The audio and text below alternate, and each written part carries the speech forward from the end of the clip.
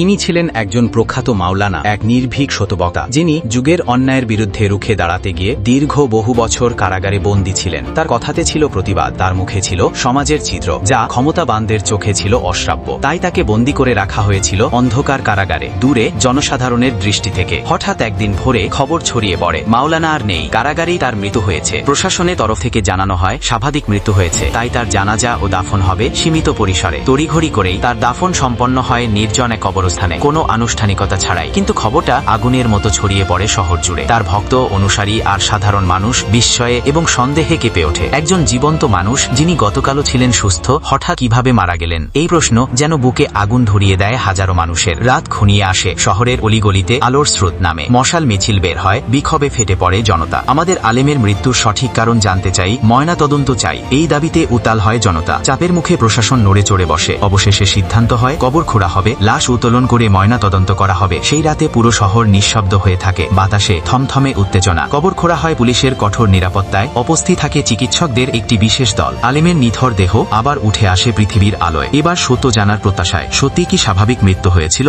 নাকি এই মৃত্যুর আড়ালে ছিল কোনো চক্রান্ত? গল্প এখানেই শেষ নয়, কারণ এখন মানুষ অপেক্ষা করছে সত্য জানার, অপেক্ষা করছে বিচার ও জবাবদিহিতার।